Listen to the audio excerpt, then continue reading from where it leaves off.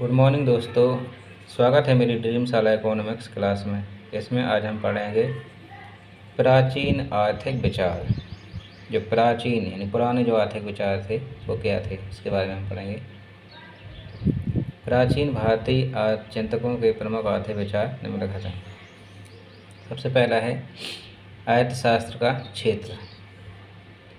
अर्थशास्त्र के क्षेत्र के बारे में उन्होंने क्या कहा, देखते हैं। प्राचीन भारतीय चिंतकों ने अर्थशास्त्र के क्षेत्र के अंतर्गत धन को गौण स्थान प्रदान किया है। उनके मन में धन साधन नहीं, एक साधन है। जीवन का लक्ष्य तो मोक्ष प्राप्त करना है। वह यानी प्राचीन भारतीय जो आर्थिक विचारक थे वो धन को केवल साध्य मानते थे, साधन मानते थे, बल्कि धन को क्या मानते थे, केवल एक साधन है हमारे लिए जीने के लिए। एक धन क्या है, एक साधन है, साधन नहीं है। साधन तो मनुष्य है, साधन है हमारा धन, जो हमें जीने के लिए बहुत ही ज़रूरी है। और जीवन का लक्ष्य तो केवल मोक्ष प्राप्त करना है, धन प्राप्त करना नहीं। उन्होंने धन को कोई महत्व नहीं दिया था।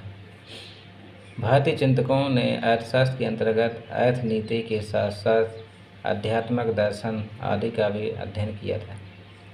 और उन्होंने क्या किया, अर्थनीति के साथ साथ आध्यात्मिक दर्शन का भी अध्ययन किया था। उन्होंने अर्थशास्त्र के अंतर्गत उत्पादन, उपभोग, वितरण की विधियों को भी सम्मिलित किया था।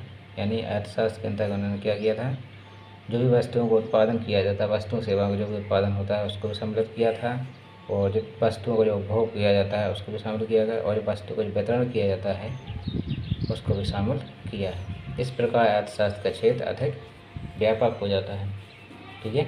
दूसरी विशेषता है वर्ण श्रम के आधार पर समाज का विभाजन।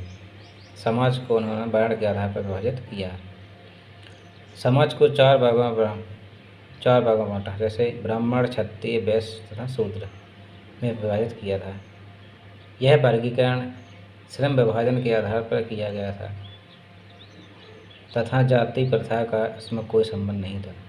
जो प्राचीन भारतीय विचारक थे उन्होंने क्या किया था, जो वर्ण श्रम के आधार पर समाज को बांटा था। यानी जो व्यक्ति जैसा काम करता है उसको उसी आधार पर उसको जाति दे दी गई थी। इसमें जाति प्रथा का कोई संबंध नहीं बताया गया है। इसमें सिर्फ यह बताया गया है कि जो व्यक्ति जैसा काम करता है उसे उसी आधार पर उसको विभाजित कर दिया जाए। फिर लोगों ने इसकी जातियाँ बना ली। ठीक है। ज्ञान प्राप्त करने तथा पढ़ाने का कार्य करने वाले को ब्राह्मण कहा जाने लगा। ठीक है। यानी जो ज्ञान प्राप्त करते थे और जो पढ़ाने का काम करते थे उसको ब्राह्मण की श्रेणी में रखा गया था। इसके बाद जो सेना और प्रशासन में कार्य करते थे उनको क्षत्रिय की श्रेणी में रखा गया। उसके बाद जो खेती, व्यापार, पशुपालन करने वाले उनको वैश्य यानी व्यापार करने वालों की श्रेणी में रखा गया। ठीक है। मछली पालन भी है, शिकार करने वाले, शिल्पों को चलाने वाले, सेवकों का कार्य करने वालों को तथा सेवकों का कार्य करने वाले को शूद्र की श्रेणी में रखा गया। मनुष्य के जीवन को ब्रह्मचर्य, गृहस्थ, वानप्रस्थ तथा संन्यास में विभक्त किया गया था। यानी मनुष्य के जो जीवन है उसको पहले ब्रह्मचार्य में रहेगा मनुष्य, फिर गृहस्थ जीवन में आएगा, फिर उसके बाद वानप्रस्थ में आएगा, उसके बाद संन्यास ले लेगा अंतिम उसका। फिर है तीसरा धन की परिभाषा। भारतीय प्राचीन अर्थशास्त्रियों ने धन में उन सभी वस्तुओं को सम्मिलित किया जो भौतिक थी, यानी जो हमें दिखाई देती थी उनको। भारतीय जो विचारक थे उन्होंने क्या किया, जो हमें वस्तुएं दिखाई देती हैं जिनका हम उपयोग करते हैं उसको धन में शामिल किया था। जिनका उपभोग किया जा सकता था, जिन पर अधिकार प्राप्त किया जा सकता था, जिनको एक स्थान से दूसरे स्थान तक ले जाया जा सकता था।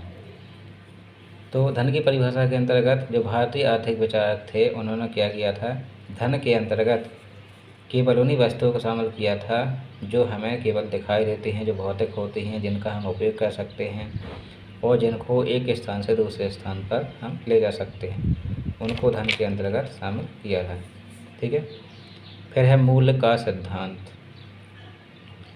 शुक्राचार्य ने दो प्रकार के मूल्यों का वर्णन किया, अर्थ अर्थात अस्थायी मूल्य यानी बाजार मूल्य, एवं मूल्यकम अर्थात स्थायी मूल्य यानी संतुलन मूल्य।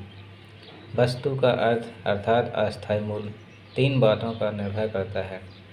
वस्तु की सुलभता एवं असुलभता अर्थात वस्तु की आपूर्ति, वस्तु का गुण अर्थात उसकी उपयोगिता, वस्तु की कामना या इच्छा जिसे मांग कहा जाता है। दीर्घकालीन मूल्य लागत पर निर्भर करता है। लागत व्यय के अनुसार निर्धारित की जाती है। ठीक है। अब श्रमिक संघ एवं सहकारिता का विचार। प्राचीन भारतीय विचारकों ने दो प्रकार के संगठनों की विवेचना की है। प्रथम ग्राम सभा या निगम तथा द्वितीय उद्योगों में लगे व्यक्तियों का संगठन। कौटिल्य के अर्थशास्त्र में सरकारी समितियों का वर्णन किया गया है। यह श्रमिकों की समितियां थीं और यह लोग मिलकर कार्य करते थे तथा मजदूरों को आपस में बांट लेते थे। फिर है शिक्षा प्रणाली। शिक्षा प्रणाली कैसे थी? देखो, प्राचीन भारतीय विचारकों के अनुसार प्राचीन भारत में शिक्षा प्रणाली का उद्देश्य मनुष्य को जीवन के सभी कार्यों में दक्ष बनाना था। यानी प्राचीन जो शिक्षा प्रणाली थी उसका उद्देश्य था कि मनुष्य शिक्षा प्राप्त करके सभी कार्यों में दक्ष बन जाए, यानी सभी कार्यों को जानने लगे।